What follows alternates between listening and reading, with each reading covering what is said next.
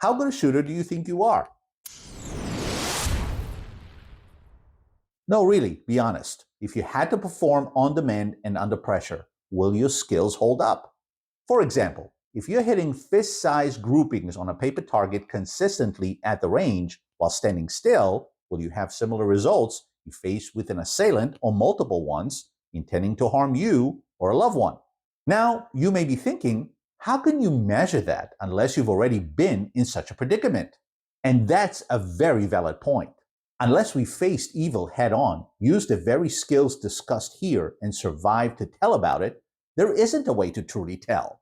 However, the ultimate factor in determining your chances of rising to the occasion and dominating a highly stressful and dangerous situation is pressure. Oh boy, pressure, pressure, pressure. Oh.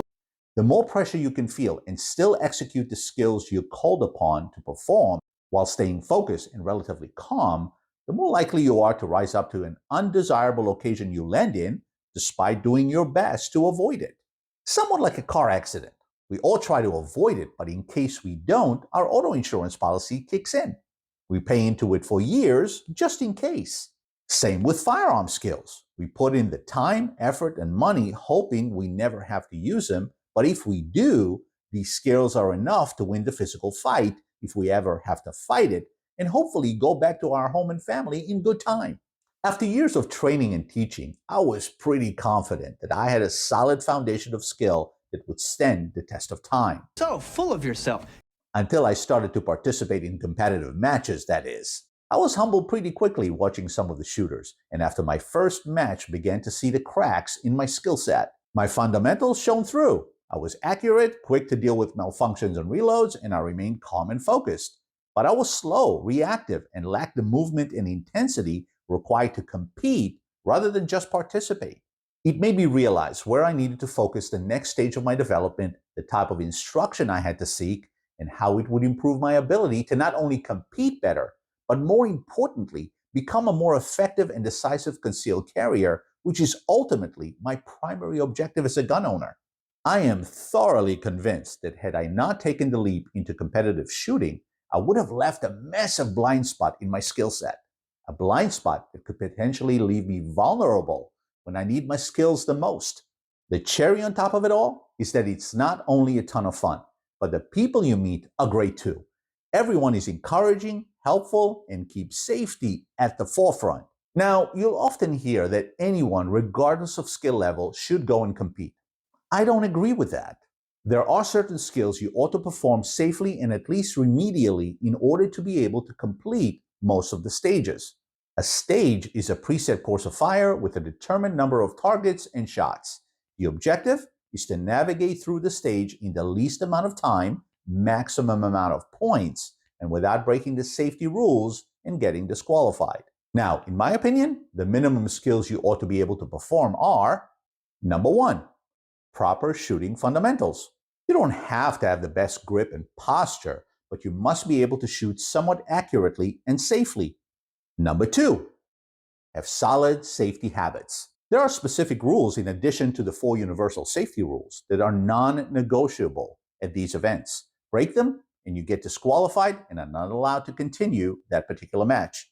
I was disqualified before, as probably every competitor at some point. In the heat of the moment, a slight lapse in judgment can send you home for the day.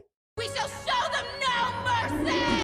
Number 3, speed reloads and emergency reloads. Some stages may demand more rounds than your magazine may hold, even your extended mags. Sometimes the stage plan favors a reload while your mag may still have some rounds in it. Performing a reload safely and efficiently is a must-have skill to complete such a stage. And number 4, clearing malfunctions. If you haven't experienced a malfunction with your gun, you haven't shot it aggressively enough and under pressure. Malfunctions are rampant in these events, and clearing them safely and fast is essential to complete a stage. Remember, the clock is ticking, everyone is watching while waiting their turn, and are trusting that you'll practice good safety as you navigate your way to the finish line. You can go as fast or as slow as you want. You can participate purely for the fun and camaraderie of it, or push to win it all. But the skills above, and safety most of all, are non-negotiable. There are many different types of competitions. competitions that include pistols, rifles, shotguns, or a combination of those. However, if you're watching this, you likely haven't taken the leap yet and may be wondering the simplest way to start. So that's all I'll touch on today, and in the simplest terms possible. Number 1. USPSA, or United States Practical Shooting Association, is probably the most popular. It has local, regional, and national matches, so finding a match near you should be pretty easy. USPSA matches are designed to give each shooter an opportunity to complete a stage any way they see fit within the stage parameters. They usually have a high shot count and allow almost any type of pistol caliber firearm to be used. Some stages are performed standing in one spot, but most require movement. Speed plays a more significant role in USPSA matches.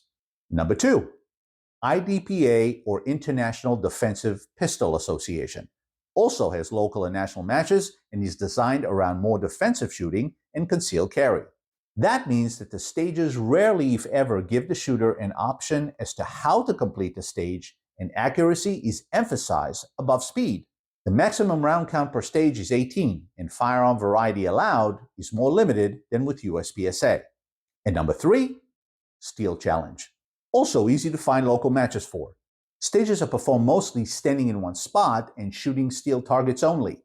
For someone who hasn't yet trained in moving while shooting or isn't yet comfortable to attempt it, the Steel Challenge is a great outlet. No matter which route you go, your learning curve and progress will improve in leaps and bounds if you stick with it, adopt the lessons learned, and modify your training habits, all of which will greatly increase your enjoyment of gun ownership. You can use the gun you already have and shoot the most, as long as it is in good working order. In fact, that is what I highly recommend. I only use my concealed carry firearms. You cheap bastard. The other equipment you'll need is a holster, either inside the waistband or outside the waistband, 2 spare magazines, and magazine pouches to hold them in. My objective for participating in matches is to test and improve my concealed carry skills. I want to be the best concealed carrier I can be, and participating in matches is a significant way to accomplish that. No matter your objective as a gun owner, provided that getting better is a priority, competitive shooting will play a big part in it. You get to improve the skills you have, learn new ones, and have a ton of fun with a bunch of great people of all ages from all walks of life and experience levels. So if you're sitting at the edge of your seat wondering where to start, here is what I recommend. Go to practicescore.com and in the menu, click on Matches. Enter the city and state you're in and click Enter. Scroll down and all the matches in your area will be listed. Click on any match and follow the instructions. You can also just go and watch a match and get a feel for an event before you participate, and there are indoor and outdoor matches too. I left a link in the description for Practice Score so you can start there. And if you don't yet possess the basic skills needed to participate in these matches, just contact your local firearms instructor and work with him or her to remedy that. So there you have it, a bird's eye view of the competitive shooting world, where to start, and why I so highly recommend that you do. If you enjoy this video, please smash that like button, subscribe to the channel, and watch the next video right here. Train hard, often, and safely, and I'll see you at the range.